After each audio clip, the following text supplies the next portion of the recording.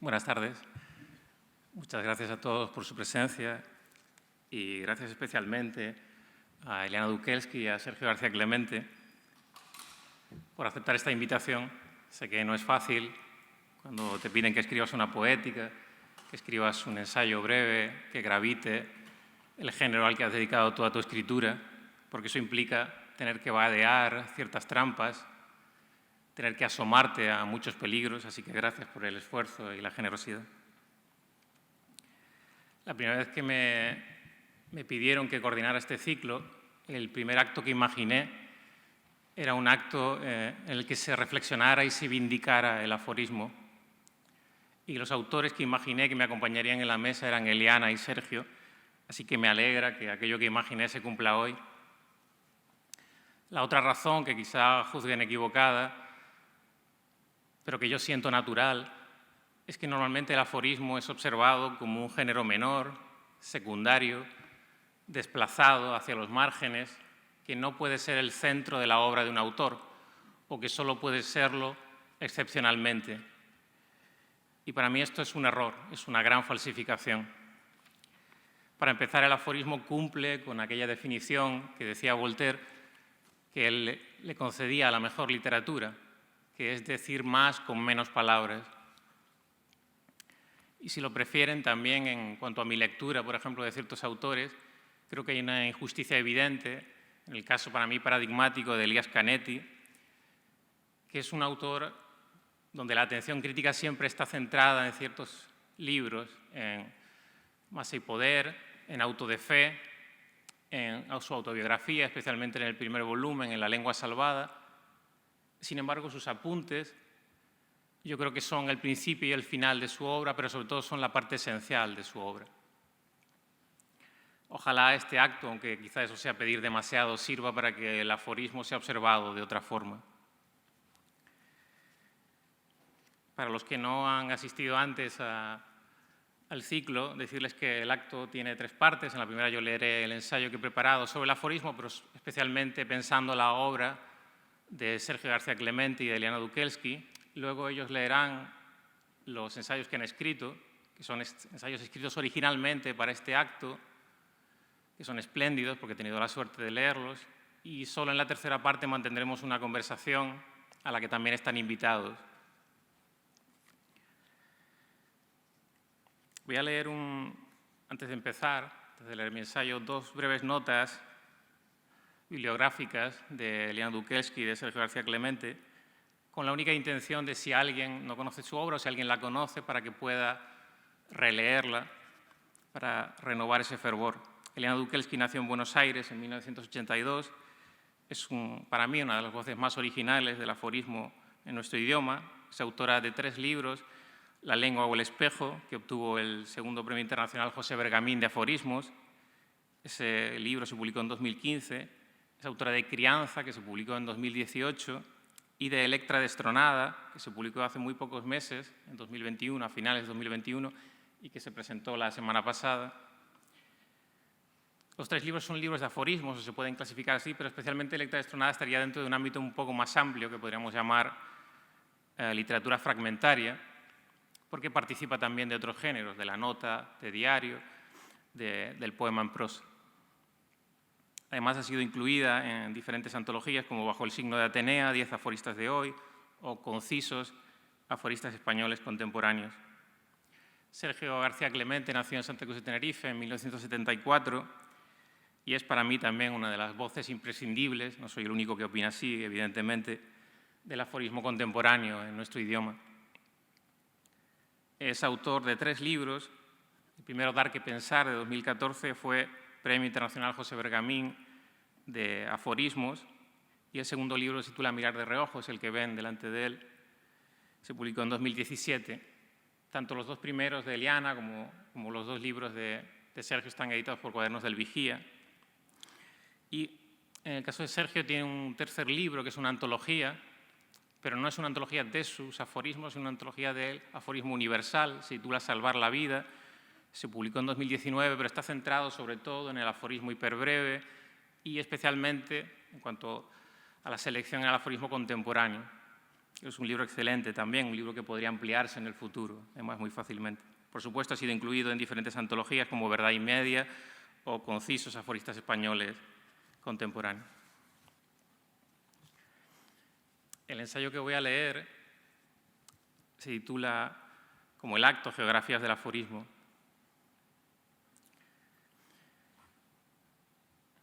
Siempre he contemplado el aforismo como un complejo artefacto explosivo, especialmente peligroso si no sabes leerlo, porque el aforismo no se lee hacia afuera, sino hacia adentro.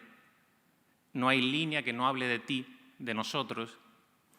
Quien cree que la ironía, la acusación o el retrato hablan de un tercero inconcreto y culpable, no está leyendo, está escapando. Solo cuando el aforismo funciona como un espejo individual y colectivo, comienza su asombrosa capacidad para repensarnos. Andrew Hui apuesta en su teoría del aforismo una tesis que muchos no compartirán, según la cual este género se opone a una parte de la filosofía porque su naturaleza es la impugnación de los sistemas cerrados, absolutos y totalizantes, y su vocación es crecer a contracorriente en un constante ejercicio de enfrentamiento con los discursos dominantes y las verdades inmóviles. No se equivoca Hui. Frente a los ríos de la lógica discursiva surgen unos diminutos y frágiles puentes que unen la orilla de la intuición verbal y del cuestionamiento. Son esos puentes arquitecturas incómodas porque permiten pasar al otro lado, ignorar ese río que todo lo convierte en una dirección única. Pero también son arquitecturas que te obligan necesariamente a discutir tu propio discurso, que comprometen la escritura, porque desconfían de las palabras, porque transforman tu pensamiento en una grieta. Eso convierte el aforismo en un género interrogativo, un lugar que puedes atravesar, pero en el que no te puedes instalar, siguiendo la metáfora de Emerson. Hay numerosos textos que me indican esa tesis, pero me sirve hoy una línea que escribió Erika Martínez, una gran aforista española, que dice: detrás de cada conclusión hay algo roto. Contra las conclusiones cerradas, contra los finales que no permiten otra opción, se edifica el aforismo. La definición misma del aforismo que ofrecen los diccionarios es un fósil, porque el aforismo contemporáneo no es cauce para una doctrina, no da pautas de conducta, no te salva de ninguna contradicción. El aforismo de hoy se escribe contra la naturaleza tradicional del género, mina las tendencias apodícticas, evita el silogismo, es ajeno al moralismo y a la sentencia pedagógica, y no cree poseer verdad alguna. Los mejores aforistas de nuestro tiempo son conscientes de la naturaleza vidriosa y epistémica de la verdad, y por eso eligen la sugerencia como método para revisar las certezas íntimas y prefieren, por ejemplo, la desacralización, como uno de mis aforistas preferidos, Jerzy Stanisław Lec, el maestro polaco, que decía: perdimos la capacidad para distinguir las tumbas de los monumentos. Los mejores aforistas de nuestro tiempo adoptan una perspectiva que erosione nuestras convicciones, una literatura que se atreva a quitarnos la razón. El proceso que realiza el aforismo contemporáneo tiene mucho de ejercicio deconstructivo, pero se trata de descomponer la estructura, no de destruirla. El aforismo quiere observar dentro, detrás, al otro lado, más allá de la fábula pública y de los fantasmas personales. El mundo petrifica el lenguaje, mientras el aforismo, y por extensión la mejor literatura, descompone, recompone. Al hacerlo, y ahí sí nos encontramos con Derrida, las lecturas se abren y diseminan. El problema de ese proceso, el riesgo de ese proceso, es que el aforismo lo cifra todo en un solo destello verbal, en un solo vuelo. Si hay algo que caracteriza al aforismo moderno es su riqueza hermenéutica, como sabemos, que es producto no tanto de la brevedad como de la precisión. Luego, si queremos, lo podemos discutir. Yo creo que los dos elementos que caracterizan al aforismo moderno son la precisión y la duración. El arte de la exactitud conoce muchos senderos, pero quizás sea suficiente para entender eso que estoy diciendo con detenerse en uno, en lo que yo llamo el desplazamiento de significado. El aforismo necesita de la redefinición de las palabras, que consiste en desplazarlas hacia un campo sensitivo que no les pertenece. En ese esfuerzo, la poesía y el aforismo se reconocen y se cumplen. Es lo que sucede cuando leemos un aforismo de Kafka que decía: hay jaulas que salen a buscar pájaros. Esas dos palabras, jaula y pájaro, han empezado a invadir nuestro cerebro con otros significados. Ha empezado a desplazarse hacia el símbolo, hacia la metafísica para unos, hacia otros, o para otros hacia la pesadilla burocrática. Esas dos palabras han abandonado ya su naturaleza y nos proponen un viaje. En ese viaje creo que se cumple la función irónica, pero sobre todo la función devastadora del pensamiento breve. Escribió Antonio Porquia: eres tan honesta que no acompañas a nadie, ni a ti. Tanto el adjetivo honesta como el verbo acompañar han adquirido un valor otro en esa línea, más amplio y dramático, lleno de contornos opresivos. Defiendo aquí las asombrosas posibilidades de un género y a la vez he sostenido siempre, y no me preocupa incurrir en la paradoja, lo podemos discutir en la tercera parte, que la escritura es solo una, que los géneros son diferentes puertas de entrada a una misma casa. El aforismo, por ejemplo, participa y se confunde con múltiples géneros. Se acerca a la filosofía y a la poesía, acude al microrrelato, fomenta el retrato impiadoso, es nota de viaje, metaliteratura, se propone como fórmula satírica, es apunte sociológico, puede ser danza en la grieguería, es un diario sin fechas, una autobiografía o una atomización de la reflexión estética. El aforismo es un género bastardo, híbrido y cambiante, un organismo vivo. La evolución de una persona consiste esencialmente en las palabras que desecha. Eso es lo que sostenía Elias Canetti. Y de ese desechar para crecer son ejemplos los dos autores cuya obra quisiera analizar brevemente aquí, Eliana Dukelsky y Sergio García Clemente. Escribir es un conflicto con el lenguaje, una forma de entrar en la vida de las palabras, un camino para llegar al borde del acantilado de la lengua y del pensamiento. En ese lugar se instalan los aforismos de Eliana Dukelsky. Desde ahí nos interrogan. Situados en ese filo del lenguaje, entendemos cuando afirma que hablar a veces es como sentirse desterrado, porque los otros no escuchan o no entienden, los otros se vuelven remotos, nuestras palabras se deforman en ellos o nacen ya incomprensibles. Desde ese destierro nos llega su voz. En La lengua o el espejo, su primer libro, nos propone un vértigo y lo hace desde la palabra misma, desde ese organismo de significados que mutan y se contradicen. Estos pensamientos no quieren ser, y eso es muy importante, un lugar amable, tampoco un refugio. No vienen para auxiliarte, al contrario, si algo los caracteriza es su capacidad para crecer en lo inestable. El libro recorre los múltiples tonos del género, no aborrece de la ironía, la filosofía, el retrato o la definición, incluso sabe bucear en el poema, como sucede cuando escribe: convertir tu cuerpo, impulsado al abismo, en morada de aves. También nos habla Dukelsky de la felicidad como una carga para los neuróticos, del olvido como un método de conocimiento, porque quien olvida está aprendiendo a desprenderse de sí mismo, a liberarse de cuanto no puede retener, porque también el olvido es una medicina. Aunque estos aforismos no aspiran a la corrosión, a veces su pensamiento se aproxima a la sátira fulminante, se vuelve ácido, como en esa línea que nos habla de una relación tan vacía que siquiera estaba habitada por personas, o cuando asume que la realidad rara vez resulta verosímil, que acaso estamos destinados, pienso yo, a vivir en la irrealidad de lo real. No es la sátira su primera elección, sino una ironía que deriva hacia lo filosófico y la metaliteratura, y sobre todo que rodea los pasadizos de la identidad y que a veces sirve al retrato más crudo, donde no es difícil que el lector se reconozca.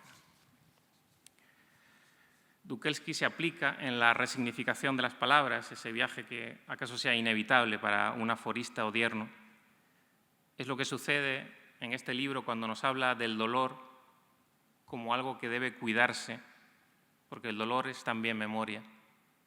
Sucede cuando nos acusa, y creo que nos acusa bien, de inventar el pasado para inflar nuestro ego, porque el pasado, como sabemos todos, es una fábula del presente. O sucede cuando escribe, al final del sentido se nos cuela disimuladamente el abismo del silencio. Solo un detalle casi técnico. En ese aforismo, al final del sentido se nos cuela disimuladamente el abismo del silencio. Sin ese disimuladamente, por supuesto, el aforismo sería totalmente distinto, pero al estar ahí ya mira directamente, por ejemplo, hacia Roland Barthes, una posible lectura, digamos así. A veces he sentido que sus obsesiones, las de Eliana Dukelski, se encontraban con las mías cuando anota con una sonriente precisión: hay quien no tiene nada en común consigo mismo. David Hume proponía una tesis semejante, donde el yo es incognoscible, donde solo podemos ser íntimos desconocidos. Ese aforismo de Dukelski, sin embargo, admite otras lecturas no menos asombrosas: la distancia entre lo que decimos ser y nuestros actos, o el conflicto psicológico entre lo que deseamos y lo que nos atrevemos a realizar. Pero si hay algo que caracteriza la obra de Eliana Dukelski, y ella debe estar pensando, no va a hablar de eso, es su constante y explícito deseo de convertir lo fragmentario en parte de una indagación mayor, de construir sus libros como las teselas que van conformando un mosaico. Eso es muy visible en sus dos últimos libros, en Crianza y en Electra destronada, libros que gravitan unas pocas líneas temáticas, pero que nunca caen en la insistencia, porque la riqueza tonal y la escrupulosa selección de los textos evitan ese peligro. Conseguir eso, que no se produzca esa insistencia, es una demostración de habilidad estructural y de conciencia absoluta del libro, porque es necesario saber cuándo cambiar de registro, cómo mirar en otra dirección, aunque el paisaje sea el mismo, en qué forma llegar hasta el centro de la idea sin recorrer el mismo sendero. En ese esfuerzo, Eliana Dukelski para mí es una maestra. El desarraigo, por ejemplo, es uno de los grandes motivos que disecciona su escritura, porque quien siente que sus raíces se disgregan y se pierden en la noche, fácilmente puede afirmar que no pertenece a ninguna cultura, que su nación es la extrañeza, el margen, ese lugar donde acaso se establece la escritura misma. En Electra destronada leemos a alguien que se busca en ese bosque identitario, alguien que reconoce que durante mucho tiempo no se perteneció, porque la patria, escribe, es un recuerdo de infancia. En el país de la memoria y de la escritura funda Dukelski su hogar. A un lado las estancias de la autobiografía, al otro los pasillos de una escritura que se agrieta y duda mientras avanza. En Crianza, y aquí el título es fundamental, su segundo libro, no se cede nunca en la capacidad sugestiva, en su constante deseo de desorientarnos para mostrarnos la llaga de lo humano, en detectar cada una de las quiebras y dobleces. No hay retrato en ese libro donde no podamos reconocernos. Nada de eso le impide cumplir con el ámbito que promete su título, Crianza, una indagación que es también retrato, y un retrato que se conforma como un diario sin fechas, una autobiografía y un poema fragmentado. Hay muchos aforismos memorables en esa línea, pero quizá baste con estos dos. Escribe Eliana: el ser humano nace del género fantástico. La gestación es un proceso inverosímil. Y el segundo dice: el bebé, cuando nace, construye un útero alrededor de su madre. Esta escritura admite la contradicción, no se quiere apodíctica y avanza de puntillas por un alambre entre la interrogación y la ironía. Muy pocos escritores como Eliana Dukelsky saben convertir unas arrugas, una caricia, un silencio o una conversación en una metáfora perdurable, en una vía de pensamiento que se desborda y nos sigue hasta la intimidad, en un salto que nos refleja y nos advierte. El aforismo le insinúa al lector, seguramente lo habrán pensado alguna vez, una especie de gran espejismo, la posibilidad de crear el significado, de obtener una imagen que el texto solo esboza, declarar un incendio a partir de una minúscula llama, llegar a la tesis desde una leve intuición. En ese sentido, el aforismo no es el género de la brevedad, sino de la precisión y de la duración, algo que lo iguala con la poesía, una duración que se elabora caminando sobre la paradoja, pero también premeditando la metáfora y la comparación como si fueran armas de precisión. Y es ahí donde me encuentro con Sergio García Clemente.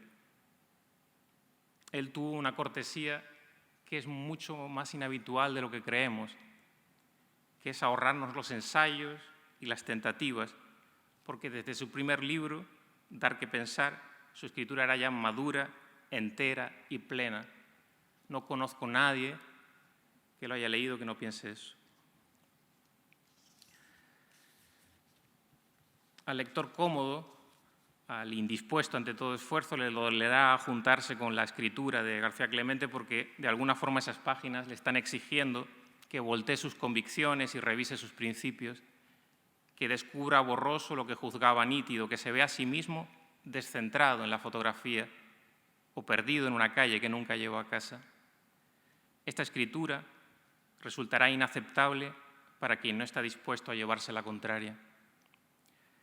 En Dar que pensar se defiende que debemos encontrar, por ejemplo, la altura de una vida en sus caídas, porque acaso el éxito solo es la medida de una debilidad pueril, a diferencia de los fracasos, los innumerables e íntimos fracasos que, como sabemos, nos radiografían cada día.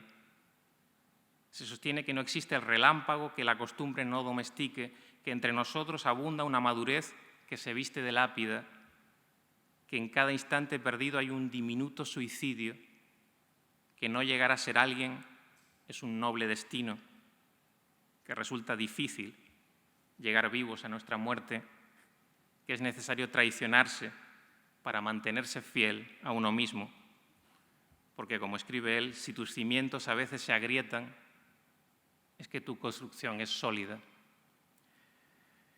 En pocas ocasiones una escritura tramó con tanta exactitud el retrato de lo que somos. Todo libro de aforismos tiene el peligro de la selección, porque quien no sabe depurar lo que escribe, quien no conoce el arte de la omisión, que es el arte que exigía T.S. Eliot a todo escritor, podrá haber escrito un puñado de sentencias ingeniosas, pero nunca un libro de aforismos. Sergio García Clemente, con una habilidad que escasea, ha sabido leerse con severidad y solo publicar lo inevitable. No me cuesta reconocer que esta escritura produce en mí una devastación duradera, porque Dar que pensar nos muestra lo que estaba ante nosotros y no supimos ver. Se ríe a nuestro lado como quien se defiende del mundo mientras nos acusa.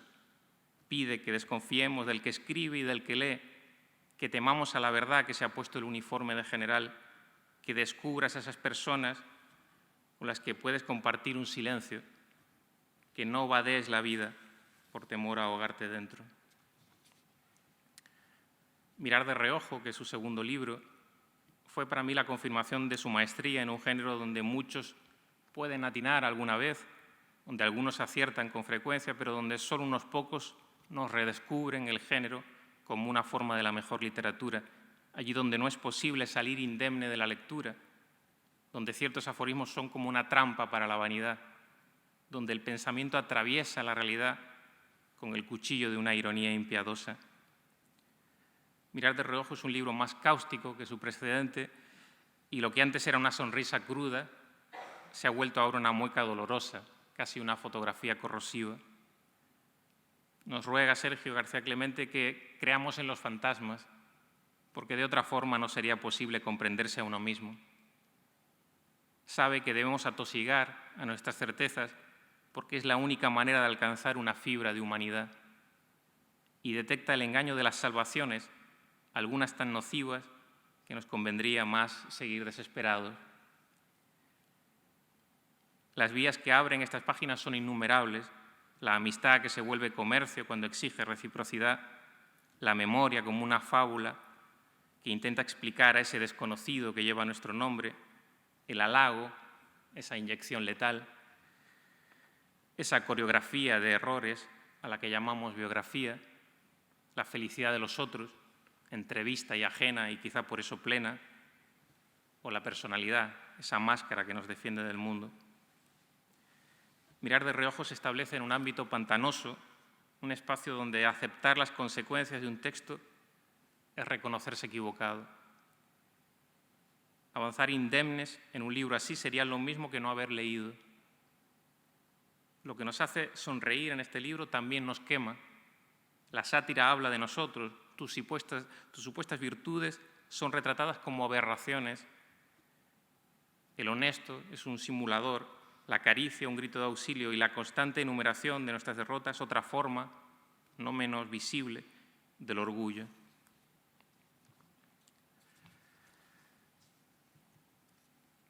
Estos aforismos, aunque aprecien la rotundidad, pertenecen a la estirpe de la incertidumbre, en un sentido amplio, lo digo, de la conjetura. Su naturaleza es la incitación, como si existiera un acuerdo tácito entre el lector y el autor. Eso es lo que sucede no solo en su obra, sino en general en el aforismo contemporáneo. Por radical que sea mi afirmación, nunca veas en ella una bandera o una ley, porque solo son propuestas en vuelo, argumentos en duda, hipótesis para un laberinto cambiante. Después de revisar la obra de Sergio García Clemente, de caer en todas sus trampas y perplejidades, de verme autorretratado en sus páginas, y no para bien, de comprobar cómo su inteligencia no cede en ninguna página, uno debe responder que sí, que el aforismo es el género más breve, pero a la vez también es el más extenso y perdurable. Y termino ya. En La muerte del autor defendió Roland Barthes que todo texto es una red infinita de influencias y reescrituras, unas pocas visibles, la mayoría subterráneas e inconscientes. Eso significa que el autor tiende a disolverse en la literatura contemporánea mientras su texto se multiplica. Hay una ramificación que me interesa mucho de esa tesis de Barthes que es aplicable a este género. El aforismo, cuando cumple su función, es asimilado como algo integral, como una parte más de la vida del lector. El aforismo no es tanto un objeto admirable o el fruto de un estilo virtuoso como una medicina que nos libra de la confusión, una ironía que nos rescata del egoísmo, un cristal de cordura en mitad de las ruinas. En ese sentido, el aforista puede no ser recordado, pero el aforismo permanece. Y tengo que disculparme para terminar porque he cometido un error imperdonable en este ensayo, que es extenderme al hablar de un género que me enseñó a decir más con menos. Perdón por eso. Ojalá estas geografías del aforismo que he intentado exponer sirvan para que otros se acerquen al género, para que se interroguen en él. Nunca entendí el aforismo como un espacio amable donde nos reconocemos, sino como el espejo donde empezamos a desconocernos. Gracias.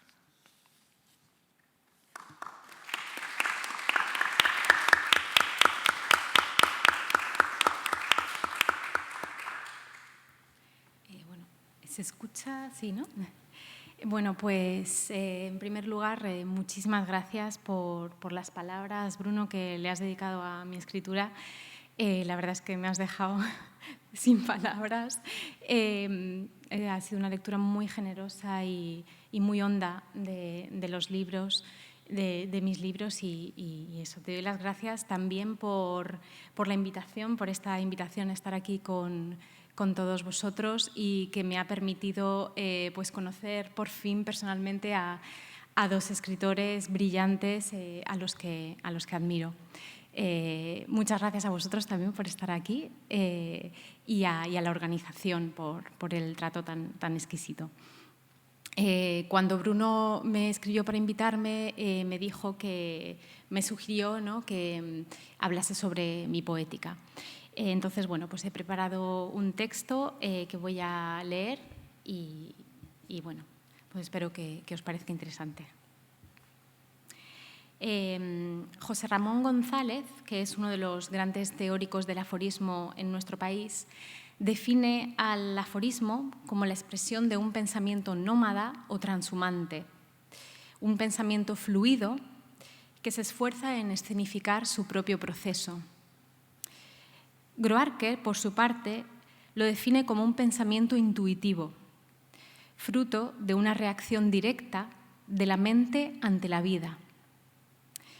A la hora de dar mi propia definición del género, a mí me gusta mucho citar un aforismo de un psiquiatra y aforista también, que se llama Carlos Castilla del Pino, que dice que el pensamiento no cesa, cesa la atención a lo que se piensa, ¿no? El pensamiento está en continuo movimiento, pero es nuestra atención la que se dispersa. Entonces, para mí el aforismo es una forma de concentración, ¿no? Una forma de concentración poética, de prestar atención a lo que está sucediendo, tanto en nuestro caudal interno, en nuestra corriente de conciencia, también en nuestra corriente de inconsciencia, en nuestros sentimientos, como al caudal que sucede en la vida cotidiana. De esta forma, los aforismos pueden estar gestándose previamente en los sueños o en el inconsciente, ser ideas, imágenes o sentimientos que revolotean en nuestra mente o en nuestras emociones, o aparecer por colisión directa con las experiencias. Extraer esas pequeñas perlas dentro de ese fluir interno y errante es uno de los motivos principales por los que escribo aforismos. De profesión perfecta, digo en uno de mis libros. Y creo que este aforismo tiene que ver con una forma de ser un poco cansina, de ser o de querer ser, pero también puede trasladarse a la profesión del aforista, ¿no?, a ese afán de perfección que nos caracteriza. Y es que los buenos aforismos deben dar la impresión de que no existe otra formulación posible, de que no falta ni sobra ni una palabra, de que son perfectos. Sin embargo, si bien algunos aforismos pueden nacer así, en general suelen necesitar varias jornadas de corrección. El trabajo en el que personalmente más me gusta recrearme es justamente la corrección, ¿no? En un texto tan breve, pensamos los aforistas, quizá la perfección sea posible. Otro de los motivos por los que escribo aforismos es por su estrecha relación con la poesía.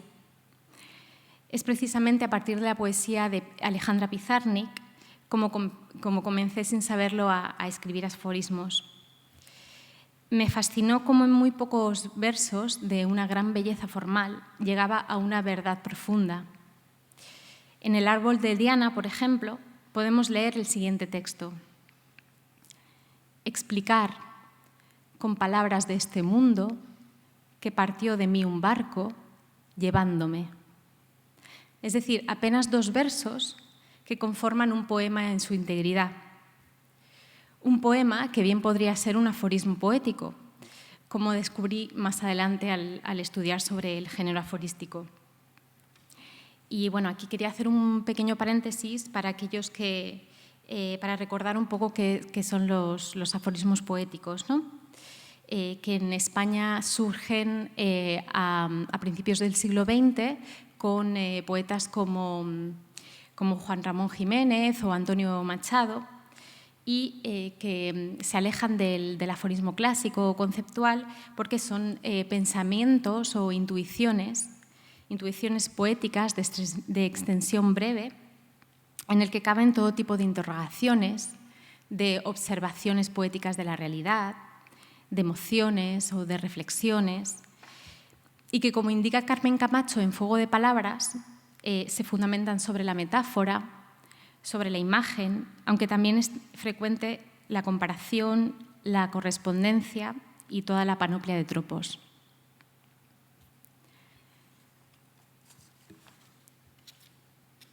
Entonces, los primeros aforismos poéticos que leí y que me fascinaron fueron las greguerías de Ramón Gómez de la Serna, los aforismos más lúdicos y más visuales y sonoros del género.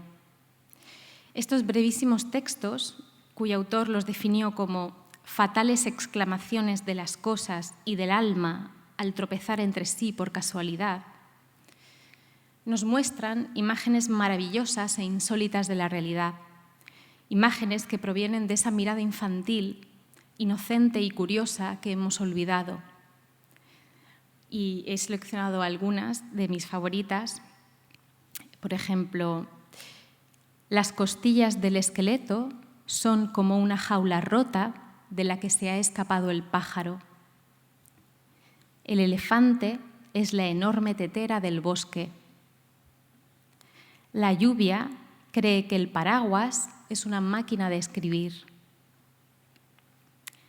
Un poco más tarde, leyendo Este maldito yo de Émile Cioran, descubrí el poder del aforismo para enunciar verdades filosóficas, pero también íntimas y cotidianas, es decir, el aforismo como espacio de exploración y diálogo con uno mismo, el aspecto más autobiográfico del género.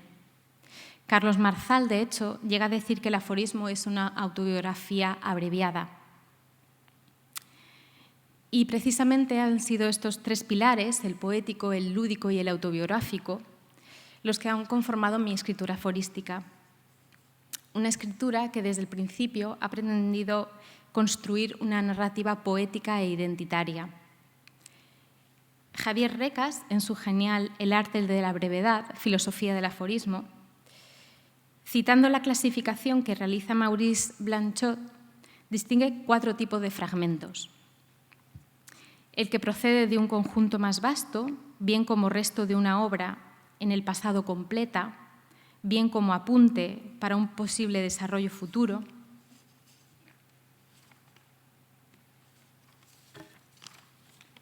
La forma aforística, completa y cerrada en sí misma. Los fragmentos como sentencias ligadas, aunque separadas, por una búsqueda incesante. Y, por último, el fragmento como expresión de una literatura y una forma de pensamiento refractaria a la unidad, en favor de una discontinuidad esencial. De acuerdo con esta clasificación, mi escritura se opondría a esta última, aquella que es contraria a la unidad, y se situaría en la tercera, compuesta por aforismos que, aunque separados, se encuentran ligados por una búsqueda incesante. Porque creo que mis aforismos, más que refutarse, pretenden dialogar. Más que buscar la paradoja, lo que intentan es encontrar un sentido, alimentarse unos a otros mientras van trazando un camino, contando una historia en medio del complejo caos que nos rodea. Con el correr de los años, además, me he dado cuenta de que mis propios libros de aforismos se han ido sucediendo unos a otros, trazando una línea continua desde el primero de ellos, La lengua o el espejo, hasta Electra destronada. La lengua o el espejo estaba compuesto por aforismos muy breves y poéticos, aparentemente sin una estructura definida. Dio paso a Crianza, dividido en 3 partes, y que pretendía contar el proceso de una mujer desde el profundo desarrollo infantil hasta la construcción de un hogar. Y a este último le sucedió Electra destronada, que comienza argumentalmente donde termina Crianza, en la fundación de ese hogar, y presenta una estructura dividida en capítulos, donde sucede el tiempo, hay unos personajes y una particular narratividad. En este último libro, el aforismo se ha ido transformando y a partir de él, porque creo que en mi escritura el aforismo es nuclear, o sea, es o origen de la escritura o término, conclusión de ella, Se crean otras formas más extensas y narrativas, pero también poéticas, como son los fragmentos, las notas de diario y los poemas en prosa, que dialogan entre sí para contar una historia de despedidas.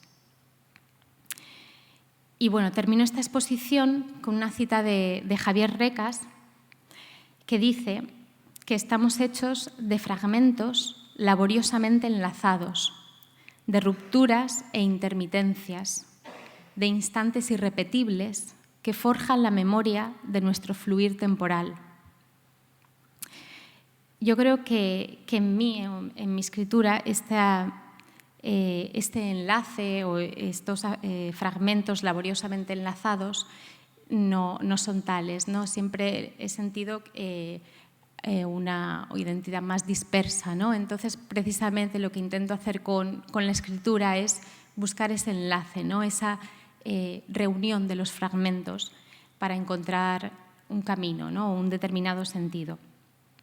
Entonces, hurgar en la búsqueda de esos fragmentos y crearles un camino, crearles un hogar, es lo que en definitiva he intentado hacer con mi escritura aforística.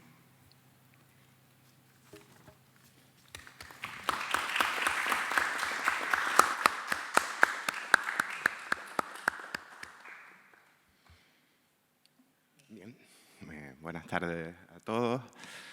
En primer lugar, quisiera agradecer a Bruno sus palabras tan generosas sobre mi obra, también creo que acertadas.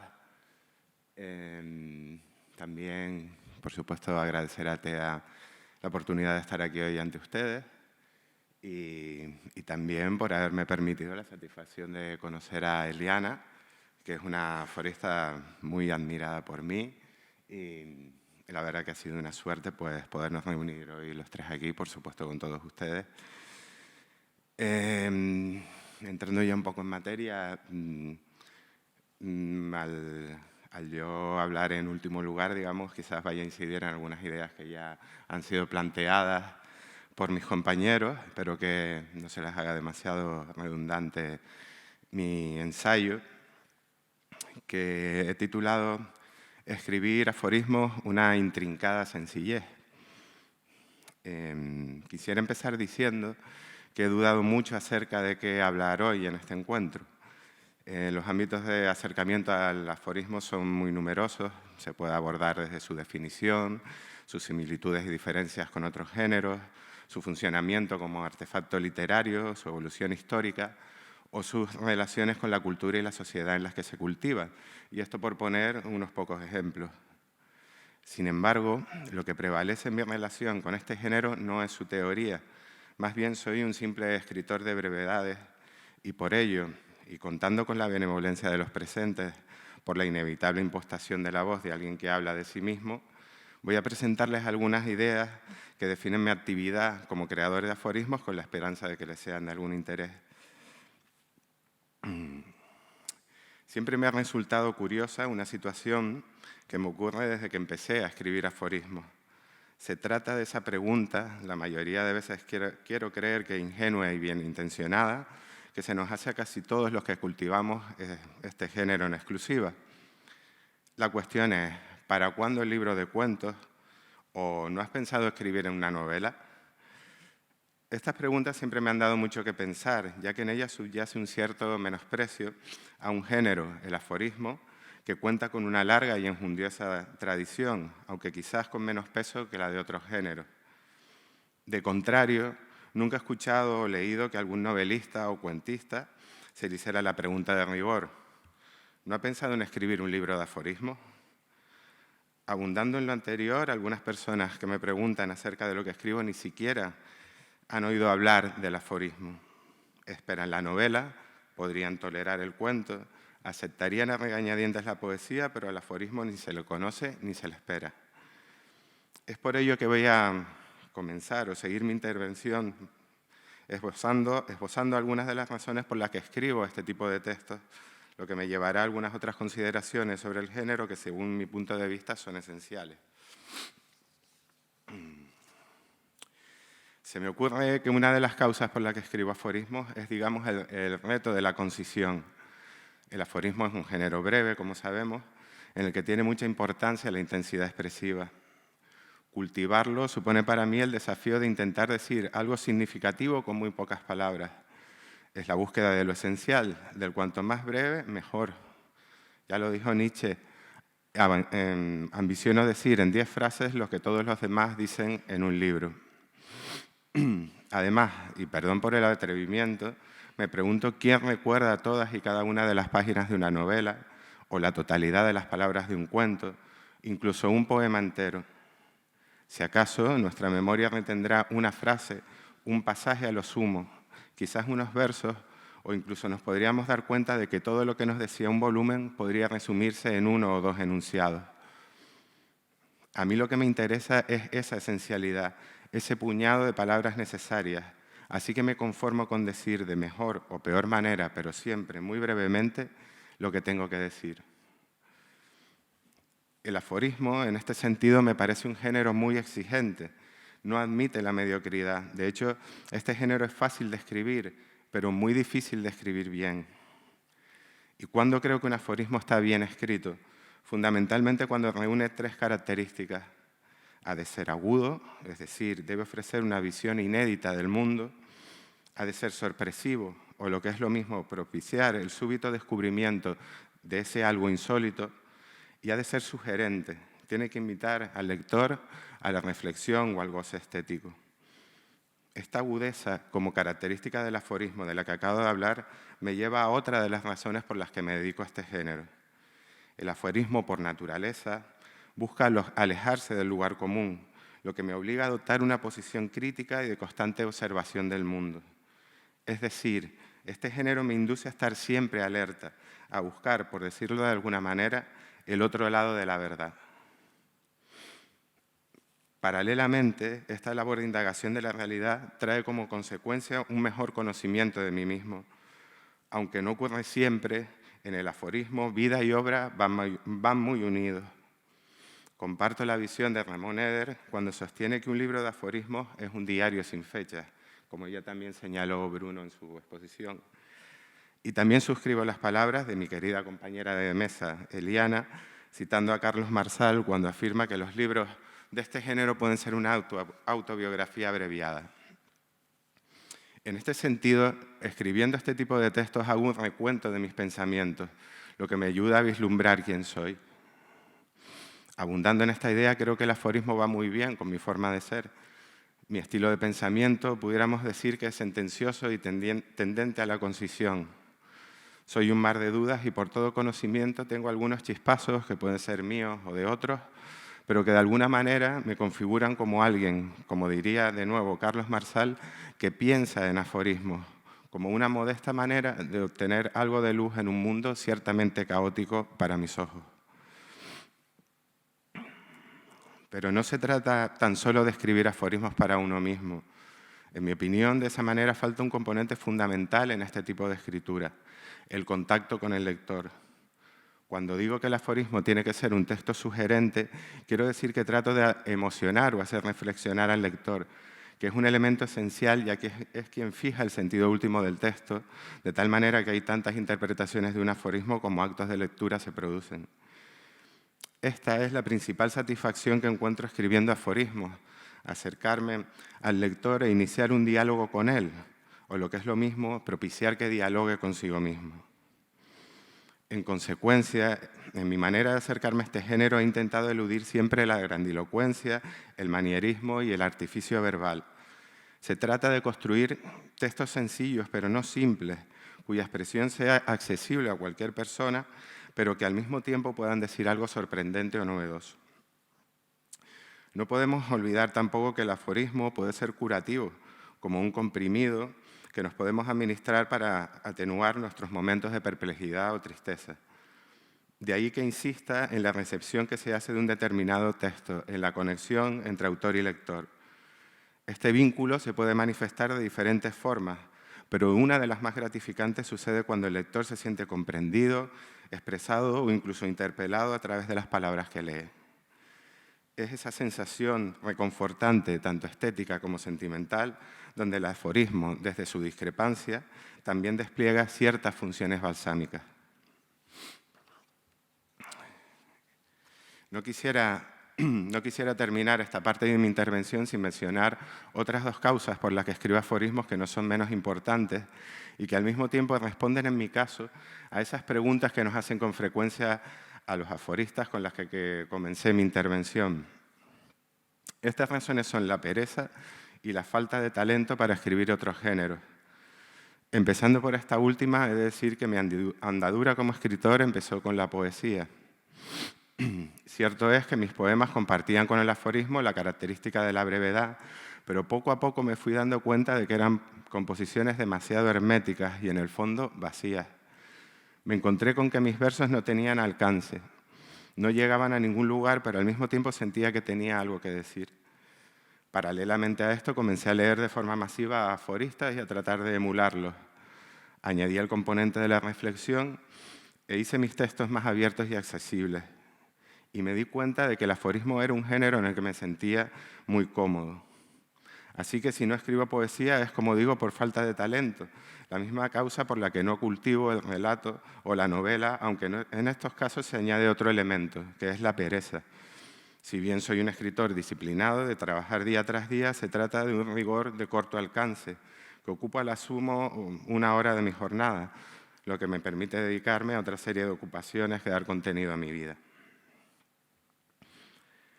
He de comentar también, y entro ahora de manera muy breve en la labor de creación de aforismos propiamente dicha, que en este decir conciso siempre me acompañan algunas herramientas imprescindibles.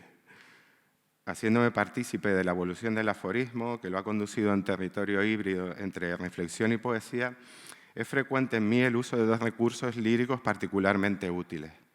Por un lado, la metáfora, que bien empleada enardece la expresividad y permite transmitir imágenes sugerentes e ideas complejas en pocas palabras, y por otro la paradoja, que me gusta especialmente por su interpelación al lector, ya que le desconcierta y desorienta, le compromete activamente y le fuerza a recomponer el sentido del aforismo desde su propia lectura. Hay asimismo otro instrumento no esencialmente poético, pero muy común en mi creación aforística. Se trata de la ironía. Un elemento clave en esa discrepancia que caracteriza a todo buen aforismo, ya que otorga una cierta distancia desde la que el escritor utiliza su bisturí para provocar una sonrisa más o menos amable o corrosiva. Autores como el citado Ramón Eder o Bruno Mesa, que hoy nos acompaña, son maestros en este recurso. En cualquier caso, lo que siempre tengo presente, tanto en el momento mismo de la escritura como en su fase de corrección, es la autoexigencia. Para mí, lo que resume las actitudes necesarias para escribir de manera óptima dentro de este género es la capacidad para leerse a uno mismo, la autocrítica, la obsesión por una continua corrección y criba de los textos que escribo. Este rigor crítico se concreta sintéticamente en intentar evitar una serie de errores o peligros frecuentes en la escritura aforística. El primero, sobra nombrarlo, pero haré una mínima referencia a riesgo de ser demasiado insistente. Se trata de sortear las ideas demasiado trilladas. Si concebimos el aforismo como una forma inédita de percibir la realidad, es obvio que lo que decimos debe aportar algo nuevo, o al menos ser dicho de una manera novedosa. El segundo peligro de la escritura aforística tiene que ver con su nacimiento, en no pocas ocasiones de manera epifánica, casi como un rapto del lenguaje. Algo parece estar flotando en el aire y de pronto se materializa en la mente. Sin embargo, a menudo lo que desciende no es el aforismo que cambiará la faz del mundo, sino más bien una idea abstracta que no compromete la razón ni la emoción y que cree decir más de lo que dice. También, en tercer lugar, tengo que estar muy atento a que lo que escribo no suene demasiado grandilocuente. Se trata en este caso de un difícil equilibrio, ya que el aforismo actual, quizás debido a la sentenciosidad heredada de los textos clásicos, suena con frecuencia a verdad tajante, pero yo procuro que sea eso, que suene, pero que en realidad proponga, como dije, un desafío al lector, que genere en él un asentimiento, un rechazo o quizás, lo ideal, una duda. Y por último, también es necesario precaverse de la ingeniosidad vacía. Un texto en apariencia impecable desde el punto de vista formal puede esconder en realidad un juego de palabras vacío, tornándose el presunto relámpago al que aspira todo aforismo en mero fuego de artificio. Me gustaría terminar mi intervención con una reflexión relacionada con lo que acabo de exponer. En los últimos años hemos asistido a un auge de nuestro género, un cierto auge sí, de nuestro género materializado, no solo en publicaciones de libros, sino también en un mayor interés mediático y académico. Tengo la impresión de que ya hemos sobrepasado este apogeo y, por tanto, el aforismo se va a instalar en una suerte de madurez que básicamente consistirá en su regreso, si es que alguna vez ha salido, a los suburbios de la creación literaria.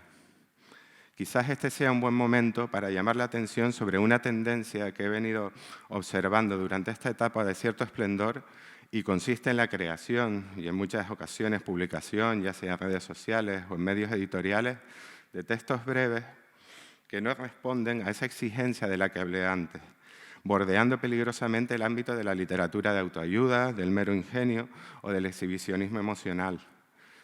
No se trata, claro está, de definir un concepto estándar de calidad, pero sí de estar muy vigilantes, tanto como escritores como lectores, ante propuestas que no respondan a esa, como señala Javier Recas, deflagración de sentido sorprendente y seductora que constituye la esencia del aforismo y que es la razón, al fin y al cabo, por la que muchos lo amamos. Muchas gracias.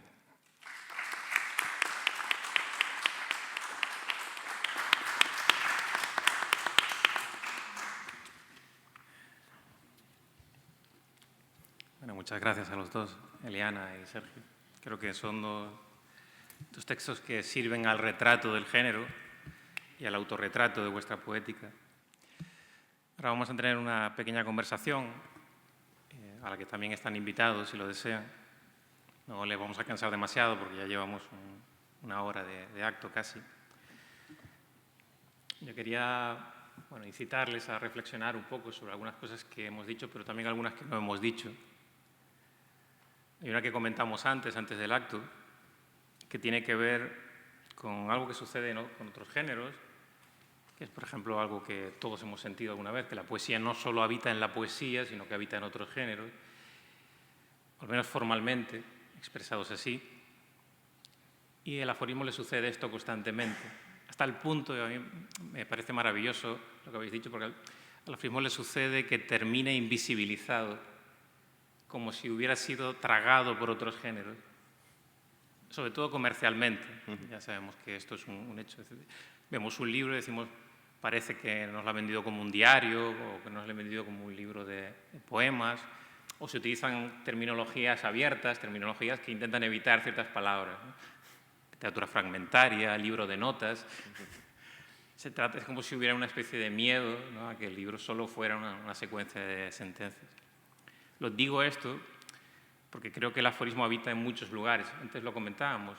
Creo que los tres, además, por lo que decía Eliana, hemos disfrutado de diarios como el de Jules Renard y sentimos que esos diarios son diarios, participan del retrato, participan del género al que firma, digamos, el título, pero sobre todo es también un libro de aforismos. Ennio Flaiano no escribió un libro de aforismos en sentido estricto, pero prácticamente su supervivencia en la cultura italiana, que es importantísima, es esencial. Esos aforismos que están extractados de sus diarios. Hay muchos ejemplos que habitan esos márgenes. Por ejemplo, si pienso en autores, por ejemplo, de las islas, como María José Alemán, nada de lo que puedo ofrecer me pertenece, que está medio camino entre la poesía y el aforismo, o Benito Romero con Desajustes, que también usa líneas de indagación temáticas, o Isidro Hernández, por ejemplo, en El aprendiz. Hay muchos libros de este tipo que no son libros de aforismos en sentido estricto. En el caso de Benito Romero sí, pero en los otros dos casos no. O, por ejemplo, el de un autor que estuvo la semana pasada aquí, Jordi Doce, con Todo esto será tuyo, o con Perros en la playa. Os incito un poco a reflexionar sobre esta sensación de que lo aforístico vive más allá del libro de aforismos en sentido estricto, y también, que esto lo hemos comentado, lo pensamos antes, si os apetece hacer una especie de cartografía íntima, decir algunos libros y defenderlos, muy brevemente, que hayan sido importantes para vosotros, porque creo que puede servir de incitación a la lectura, si os apetece. Sí, bueno. Y si no, nos vamos. Dejamos que nos insulten y nos vamos. Muy brevemente, en cuanto a bueno, esa cartografía de la que hablo, desde luego que estoy totalmente de acuerdo con esas apreciaciones de Bruno, al señalar que verdaderamente el aforismo no solamente está en los libros de aforismos propiamente dichos, y hay una gran hibridación hoy en día entre los géneros. En cuanto a autores quizás que me hayan influido, quisiera sí, nombrar a Ramón Eder, verdaderamente porque tiene bastante que ver con algunas de las apreciaciones que hice en mi ensayo. Fue muy importante en mi evolución, digamos, y bueno, digamos que en el momento del paso de la poesía, de mi paso de la poesía al aforismo, me abrió muchísimas perspectivas y sobre todo el hecho de ver hasta qué punto con una línea se podía llegar a tal nivel de profundidad y de pensamiento y ser tan expresivo. Yo desde luego que si hay que hacer alguna invitación a leer algún aforismo, lo haría para Eder, igualmente para Jules Renard también, que es uno de mis escritores también favoritos. Y vamos, desde luego que esa sería mi opción en ese caso. No sé si quizás Eliana comparta esa querencia conmigo, o seguro que nos puede añadir algún que otro autor o autora más. Sí, yo en mi caso Ramón Eder es un maestro del aforismo, igual que tú, que también sigues esa estela, y Bruno Mesa. En mi caso también me inspiró muchísimo Miguel Ángel Arcas, que es también un poeta. Hay también mucho de que hablar sobre la relación entre los poetas y el aforismo, ¿no? Creo que hay pocos aforistas puros, ¿no? Muchos de ellos vienen de la poesía o de la filosofía. Y Miguel Ángel Arcas es pues un poeta y además pues escribe libros de aforismos, entonces está muy imbricada la poesía con sus aforismos. De hecho, él dice que sus aforismos poéticos los llama aforemas, ¿no? Es una combinación entre aforismo y poema. Juan Maro también lo estuvimos hablando, ¿no? Que también es un poeta brillante y entonces hace también aforismos poéticos, ¿no? Destila poesía, su escritura. También hablamos de Isabel Bono. Isabel Bono es una poeta también magistral y narradora, y ella no se define como aforista, aunque yo creo que hace un tipo de aforismo muy original y muy poético, que tiene aforismos, tiene título, pone títulos a los aforismos y hace un diálogo muy interesante entre el título y el aforismo, ¿no? Dialogan entre sí, se alimentan y hace un juego que personalmente me gusta mucho, ¿no? Y bueno, con respecto, la verdad es que me da mucho que pensar la primera idea que nos has lanzado, Bruno, de si los aforismos viven también fuera de los libros. Y bueno, es algo que estoy también procesando yo, porque como mi aforismo también se ha transformado en otras formas más extensas, pero después hay algunos lectores que me citan algún aforismo que yo creo que está en relación con otro fragmento y que yo lo concibo solo en relación con otro fragmento, pero para ellos tiene entidad propia. Y me encanta eso, ¿no? Como nuestros propios escritos tienen una vida propia, ¿no? En todos los lectores, y que no tienen nada que ver con uno, y cómo generan otros sentidos, ¿no? Se independizan, y eso es una de las cosas más bonitas de la escritura, ¿verdad? No sé si podéis decir algo al respecto. Bueno, gracias a los dos. Una última cuestión y luego le damos paso a si quieren hacer alguna pregunta. Ha dicho Eliana una cosa que me pareció muy aguda, y cuando me siento cercano a esa afirmación, cuando la siento como propia, tiene que ver con mi propio proceso de escritura también, en este caso con el aforismo. Decías que el aforismo puede ser inicio, pero también conclusión de la escritura. A mí me ha sucedido varias veces eso, ¿no? Por ejemplo, haber escrito un texto mucho más amplio. Incluso recuerdo una vez un microrrelato. Yo fui limando el microrrelato porque no me convencía nada y al final terminó siendo un aforismo, evidentemente. Lo digo simplemente como ejemplo, menor en mi caso, pero que quizá a vosotros os haya sucedido algo parecido, cómo llegáis a veces al aforismo en cuanto al proceso de escritura, porque creo que tiene algunos elementos técnicos muy interesantes. Yo lo he discutido con Sergio muchas veces, pero bueno, quizá a Eliana también le apetezca contar algo sobre eso. Sí, coincido totalmente contigo. Para mí, el aforismo, que también lo acaba de decir en su intervención Sergio, es intentar llegar a la esencia, ¿no?, de las cosas, esa manía que tenemos de intentar llegar a la esencia de lo que somos y de lo que nos rodea, ¿no? Entonces, el aforismo es perfecto para eso, ¿no? También nuestra manía de corrección hace que a lo mejor tenemos un texto un poco más extenso, pero corregimos y corregimos tanto que al final nos queda un aforismo, ¿no?, una frase breve. Entonces, para mí creo que es la esencia.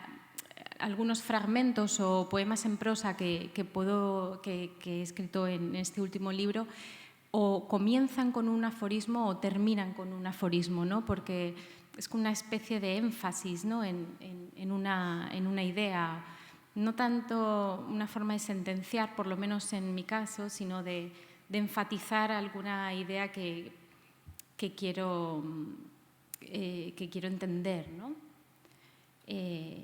Y bueno, creo que eso, no sé, creo que el aforismo es una forma de pensar, ¿no?, más sintética, menos discursiva, argumentativa, que nos caracteriza, ¿no? No sé si a ti te pasa lo mismo.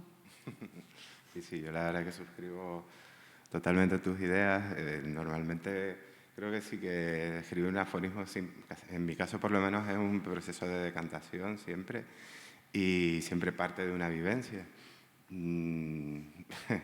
Hemos hablado también muchas veces, Bruno y yo, de que si algunas cosas que nos han pasado, conversaciones que hemos tenido ambos, al final se han plasmado en alguno de los aforismos de mis libros y así ha sido en alguna ocasión.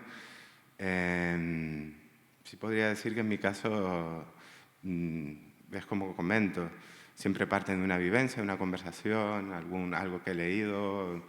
Lo que ocurre es que en ese momento eso deja una huella que posteriormente, en el momento de la escritura, es cuando se manifiesta. Ahí, en ese momento, cuando estoy sentado en la mesa de trabajo, pues es el momento en el cual probablemente se materialice ese pensamiento o ese aforismo que después, desde luego, como señala Eliana, es sometido siempre a un proceso pues, de criba o en fin, de tirarlo a la papelera en muchas ocasiones porque no reúne, digamos, el estándar de calidad, digamos, que cada cual, o en este caso yo, pues puede plantearse. Entonces, sí, la verdad que yo creo que los tres somos bastante obsesivos con este tema y realmente es curioso porque sí, o sea, cuando yo planteo, por ejemplo, este libro o Dar que pensar, podemos hablar de 1 millar de aforismos probablemente, del cual pues son desechados prácticamente, bueno, pues muchísimos y al final pues queda una selección que bueno, que es la que finalmente pues uno cree que es la más adecuada. Bueno, no sé si alguien quiere hacer alguna pregunta, quiere insultarnos, quiere discutir, porque yo he dicho muchas cosas con las que estoy en desacuerdo, seguro que si me llevan la contraria yo fácilmente les daré la razón. De verdad que no hay ningún problema, pueden atosigarnos. ¿Sí? Habla alto, porque si no, no se te va a escuchar. Sí, está normal. Sí. En principio, gracias por vuestra información aforística. Se ve que tenéis mucha capacidad para ello, ¿no?, por vuestras palabras. Vivimos en una sociedad con mucha información visual, auditiva, con muchas cosas bellas, muchas cosas no tan bellas, cosas buenas, con otras cosas, no tan malas. Eso es una buena fuente de inspiración, o es un buen momento para escribir aforismos, siempre y cuando, por supuesto, tengas una capacidad de observación grande y una sensibilidad grande, que es, me imagino que es vuestro caso, ¿no? Por escribir esos trozos de frases tan profundos y tan amplios a la vez, ¿no? Quiero decir que es un buen momento social para escribir aforismos, por todas las cosas que nos pasan alrededor.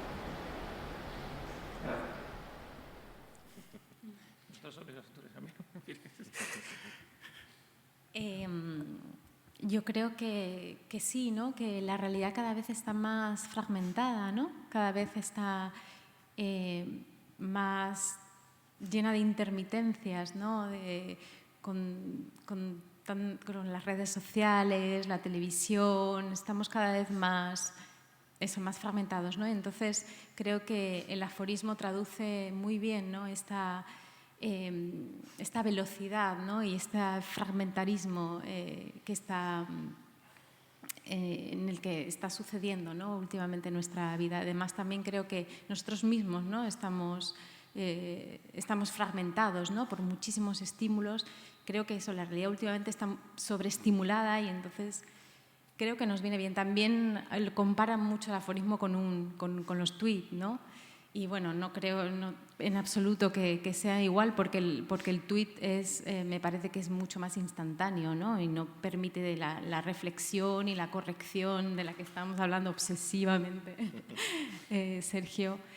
Y yo, pero pues lo que puede hacer es que la gente se familiarice, ¿no? con esos caracteres tan breves y entonces se familiarice con la lectura y con la escritura de aforismos, ¿no? Entonces, en ese sentido, no está mal. No sé si te he respondido. Si quieres responder, Sergio o Bruno. Bueno, la pregunta, si no entendí mal, tenía que ver con el momento social y el momento social en relación al aforismo. Bueno, hay una tendencia histórica que es muy fácil de analizar, según la cual, al menos desde el siglo I, más o menos, hasta hoy tenemos una gran tendencia a la discursividad, es decir, a generar grandes discursos.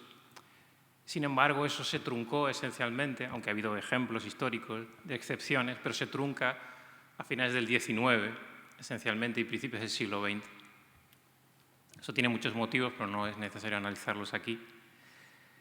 Y donde quiero llegar es que en la actualidad creo que el aforismo es central, en mi opinión, y esto es una intuición del lector, en la literatura contemporánea. Las formas fragmentarias, o la literatura fragmentaria, por utilizar una terminología más amplia, son esenciales en la literatura de nuestro tiempo. Y si la crítica de hoy no lo ve, lo verá dentro de 100 años. Estoy convencido de eso.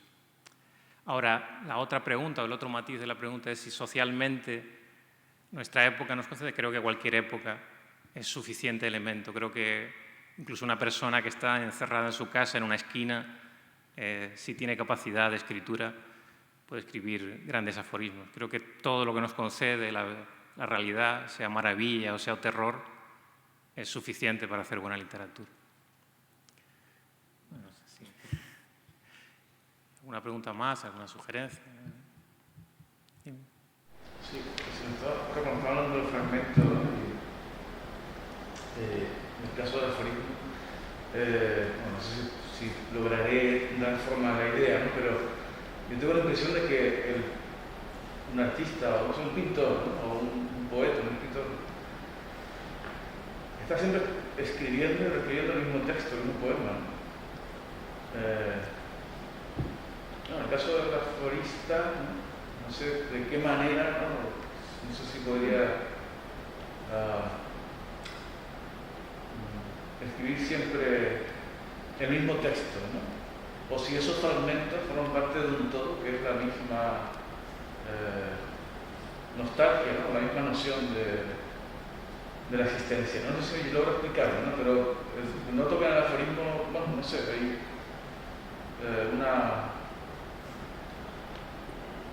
esa mirada del fragmento que llega, no sé si llega a unirse en su... Sí, entiendo lo que quieres decir y creo que tienes razón. Si me permite, voy a empezar con una pequeña butade, Creo que si escribimos siempre el mismo texto, si esa tesis es cierta, es mejor escribir el mismo texto, escribir un solo aforismo muchas veces que escribir muchas veces la misma novela. Me parece más prudente, ¿no? Más generoso para el lector. Pero más allá de eso, sí, es cierto. Yo creo, por lo menos en mi caso, no sé, en el caso de Eliana y de Sergio, yo escribo guiado por las obsesiones, por mis patologías íntimas, por mis errores, mis intuiciones, y eso te obliga necesariamente a estar persiguiendo ciertos fantasmas constantemente. Ojalá haya conseguido no repetirme. Yo cuando les leo a ellos, por ejemplo, antes lo he comentado con el caso de Eliana y Electra Destronada, sobre todo porque ella ahí está asumiendo un gran riesgo, está decidiendo que unos pocos elementos temáticos va a insistir en ellos y además te los agrupa. Sergio y yo, por ejemplo, los separamos, ¿no? A ver si distraemos a alguien, si confundimos un poco. Pero en el caso de Eliana se atreve a plantearlo así. Por ejemplo, Benito Romero también hace eso, ¿no? En Desajustes, y otros autores. Yo lo hice, por ejemplo, en mi primer libro. Para eso tienes que tener una gran capacidad y ser muy consciente de que no puedes mirar el mismo tema desde la misma perspectiva. Es decir, no puedes entrar al mismo tema desde una misma perspectiva, si no, el texto empieza a destruirse por completo. Bueno, no sé cuál es vuestra visión. Sí, yo la verdad que coincido con Bruno. De hecho, me llamó la atención también en su intervención lo que señalaba de los libros de Eliana, que es verdad que tiene una gran maestría a la hora de partir de ciertos pocos temas y no caer en tener una tal variedad tonal o variedad estructural en sus textos para no caer, digamos, en ser demasiado repetitiva. Es una cuestión curiosa, quizás hoy ya no tengamos demasiado tiempo, pero sí quizás sería un tema interesante ver cómo construir un libro de aforismos. O sea, de qué manera. Hay algunos autores que lo hacen de manera temática, como señala Bruno, otros que dan la impresión que lo hacen totalmente de manera aleatoria, totalmente, otros que quizás intentamos dar una cierta, tener unas ciertas líneas de estructuración.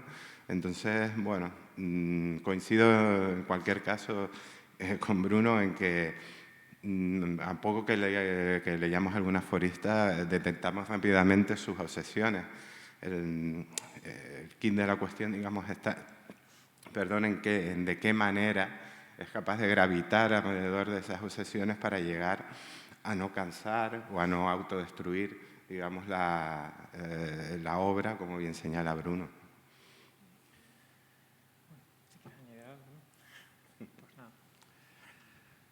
¿Alguien más tiene una pregunta?